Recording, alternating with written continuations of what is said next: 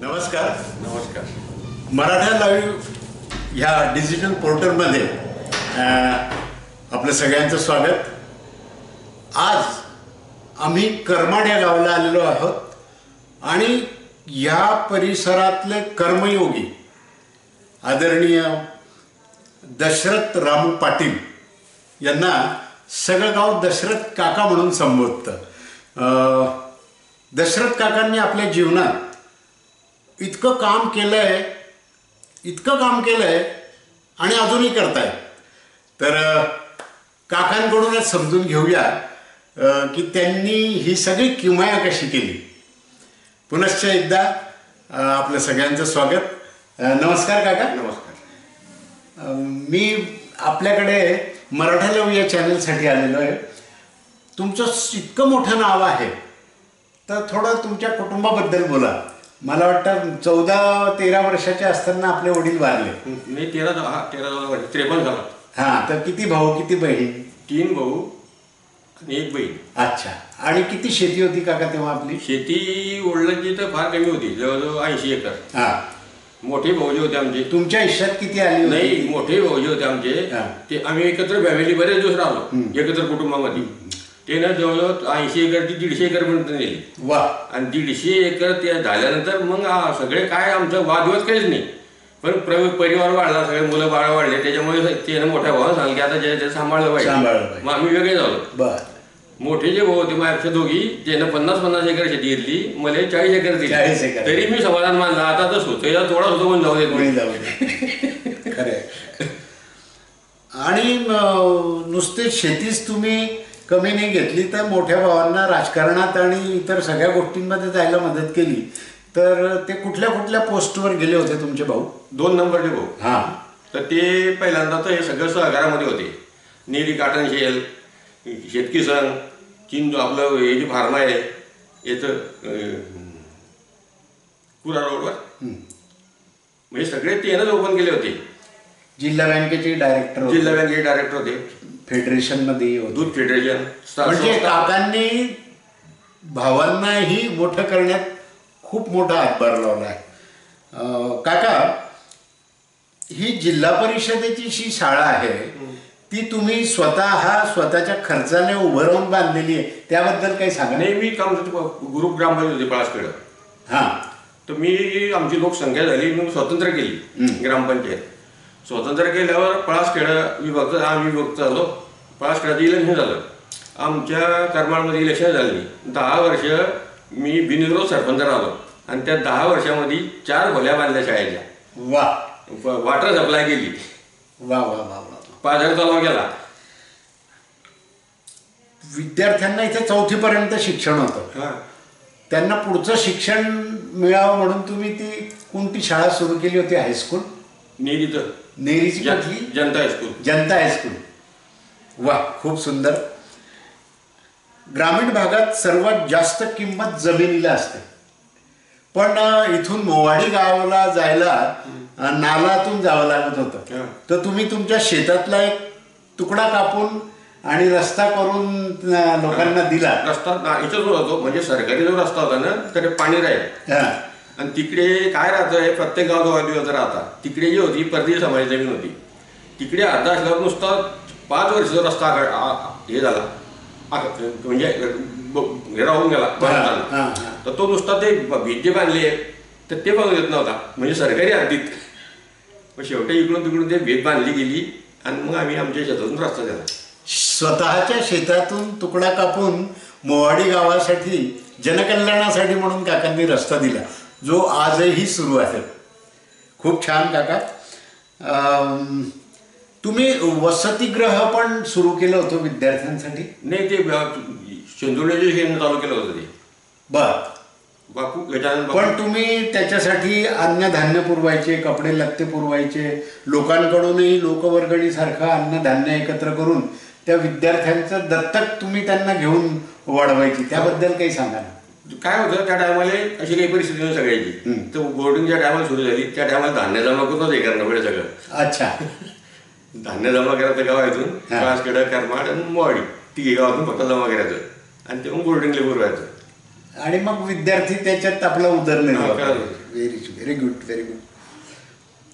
काका, एका काळी कोणाच्या घरात मौत झाली तर ते 12 दिवस 13 दिवस करण्यापेक्षा 5व्या दिवशी सगळा कार्यक्रम आटोपायचा, असं तुम्ही? नाही, 7व्या दिवशी आटोपतो मी. हा, तर ते कसं काय केलं होतं तुम्ही? जे मृत्यू होतो त्या दिवस 3ऱ्या दिवशी सारी येते, तर 3ऱ्या दिवशी सारी बरोबर करायची. बरोबर. 5व्या दिवशी जे 10 दिवसानं करणं पडत होतं 5व्या दिवसावर आणला आम्ही ना, आणि दिवस 7व्या दिवशी करायचा. अच्छा, म्हणजे दुःख कमी करून रोजच्या कामाला लवकर लागा बाबा. नाही, ते काय आता पूर्वी काय होतं, दर्जे साधनं नव्हते, त्याच्यामुळे येणाऱ्याला वेळ लागत होता. गाडी बैलांना कुठून लांबून कोणी शरीर होत होतं, कोणी अवयव होत होतं, कोणी दिवसाच्या टायमाला येत होतं. आता साधनं झाले सगळे एका टायमाला येऊन जातात. आणि हे आता जे नोकरीवर आहे, बरोबर आहे, समाजातले आमच्या भाऊ बनकीतले म्हणा किंवा समाजातले तेही अडचण होते. बरोबर. त्याच्यामुळे ते येऊन गेले की परत मग याचं काम नाही. मराठा समाजात ही त्या काळी काकांनी प्रथा सुरू केली. लोकांचे श्रम वाचावे, येण्या जाण्याचे साधनं लिमिटेड असल्यामुळे, पण ती पद्धत आजही जामनेर तालुक्यात सुरू आहे. काही गावात आहे, सगळा तालुका अजून नाही. अच्छा अच्छा अच्छा अच्छा. काही गावात आहे. अजून काका, या मराठा समाजाच्या ज्या चालीरीती आहेत त्याच्याबद्दल तुम्ही काय सांगाल? मराठा चालीरीती जे आहे ना, तर पूर्वीचं जे होतं त्याचं फार आउटडोर बाजूला आहे मराठा समाजात. पूर्वी कसं होतं, मुलीचे संबंध अगदी लहान वयात होत होते. बरोबर. तर त्यावेळेस काय होतं, फडकी फडकी करायची. तर ते फडकी करत होते. आता जे साखरपुडा नाव दिलं गेलं आहे ते फडकी म्हणत दिले. ते एकदा झालं की कमी वयात की दुसरं कोणी त्या मुलीला मागायला जात नव्हतं, त्याच्यामुळे ते पद्धत होती. आता तर लग्न 8 दिवसावर राहतं, त्याच्या अगोदर साखरपुडा करणं पडतो. या ग्रुप आता त्याच्यामुळे जाऊ झाल्या मराठा समाजामध्ये. तुम्ही जो मेन गावातला रस्ता आहे तो दगडांनी भरून तयार केला? नाही, ते वास्तविक जिल्हा परिषद मदत केली ते पंचायत समितीनं. अच्छा. पण काय होतं, एक परदेशाचा डॉक्टर होतं पळासखेडले, एक भीमराव, आमच्या समाजाचा आहे, आणि एक वय होतं. तर आम्हाला केळ्या होत्या, त्यामुळे पाणी भरपूर होतं. केळ्या सगळ्या पळासखेड्याला वाण्या पडत गाड्या बैलांना. बरोबर आहे. इतकी घालवाई बैलांची. मग मी ते मागे लागून हा रस्ता मंजूर करून घेतला. मग जैन साहेब होते. आता काही ठिकाणी काळीचा भाव होता फार, तर त्या ठिकाणी मग फारेजमध्ये गोटे जमा केले ते ना जैन साहेबांना. ते वाहतूक आम्ही 3 जणांना व्हायला समजा, पण ते 1 दिवस येतं 4 दिवस येत ना पळासखेड्यावर. मी एकट्यानं व्हायले माझ्या ट्रॅक्टरनं. म्हणजे काकांनी गावातल्या ह्या सार्वजनिक रस्त्यासाठी स्वतः श्रम करून स्वतःच्या ट्रॅक्टरमध्ये त्या जंगलातून दगडं आणून टाकली आणि रस्ता निर्माण केला. काका, याप्रमाणेच मला वाटतं गावात चक्की पण तुम्हीच आणली पहिली. ती आठवण सांगा ना. काय होतं, पळासखेड्याला जाणं पडे, कारण मी शाळेत असताना होती, पण मी पळासखेड्याला शाळेत होतो. त्या टायमाला आम्हाला आठवण पोरायले शाळेचे पळासखेड्याला जात, त्याला डोक्यावर जाऊन घेऊन जाणं पडत होतं पळासखेड्याला यायला. त्याच्यानंतर मग आठवण लाईट नव्हतं, मी सरपंच झाल्यावर लाईट आली गावात. आणि त्या टायमाला मी चक्की टाकली. आणि मग ती नळ योजना सुरू केली होती तुम्ही, स्टँड बाय स्टँड होते टायमाला. हा, म्हणजे त्याच्याबद्दल थोडी माहिती द्या आम्हाला. पाण्याची टाकी बांधली, त्याच्यावर मोटरी बसवल्या, आणि मग असं प्रत्येक घराला पाणी मिळत नव्हतं. स्टँडच होते गल्ल्यामध्ये, त्या स्टँडवरले पाणी द्यायचं आणि तटून त्यानं भरून घ्यायचं, अशी पद्धत होती. आता प्रत्येकाच्या घरी नळ आले. अच्छा अच्छा अच्छा अच्छा. काका, तुम्ही स्वतः सिमेंटचे पाईप तयार करून आणि 1.5 किलोमीटर शेतापर्यंत नेले, ती आठवण सांगा थोडी. काय होतं, आता तुम्ही इकडून आले तर इकडे पळासखेड्याचे आहे ना, पळासखेड्या करमाळच्या मध्ये एक असं नाला आहे, गुजे नाला म्हणतात त्याला. त्याच्या मोठ्या भावाची विहीर होती, आणि त्याच्या एका मी बदला जमीन गेली पळासखेड्यावाल्याची, मग आली ती मग कोपऱ्यात विहीर खोदली. त्या टायमाला भरपूर पाणी होतं. आता आम्ही वेगळं झाल्यावर आता भाऊची 4 मुलं, ते मुली, अमुक परिवार मोठा होता, तर मी तिथून ते माझ्या खर्चानं पाणी आटे 40 बिघे जमीन, म्हणजे 30 एकर जमीन एका ठिकाणी होती. माझ्या खर्चाने मी पाईप टाकून पाणी आणून दिले वेगळे झाल्यावर. वा, किती मोठं ध्येय आणि किती मोठी दूरदृष्टी होती की वेगळं झाल्यावर सुद्धा स्वतः पाईप तयार करून आणि इतक्या किलोमीटर यांनी पाण्याची शेतासाठीची वाहतूक करून नेली. फारच छान. काका, मला एक सांगा की वडिलांनी कमी जमीन दिली समजा तुमच्या 40 एकर. वडील 53 मध्ये वाचले होते, पण आज तुमच्याकडे किती जमीन आहे? आज माझ्याकडे 80 एकर. म्हणजे तुम्ही वाढवलीच आहे, वाढवली, परिवार वाढवला आणि जमीन वाढवली. तर समाजातील शेतकरी बांधवांना तुम्ही काय संदेश द्याल की कशा प्रकारे पिकं घ्यायची आणि जमीन कमी न होता वाढली पाहिजे याच्याबद्दल काही नाही? काय आहे, माणूस पहिल्यांदा म्हणजे आता जे आहे ना, श्रम जे करत होते अगोदरचे ते श्रम आता कोणीच करत नाही एवढे. मी एवढे श्रम करत होतो भयानक. आता हे जवळजवळ एक चक्कर पावसाळा असो हिवाळा असो थेट पळासखेड्याची जमीन आहे आमची, रस्ते यायला लागून आणि एरंडोल रोड लागून. तर सकाळी 8 वाजता थंडीमध्ये जाऊन मी इंजिन चालू करत होतो. आता 8 वाजता उठता.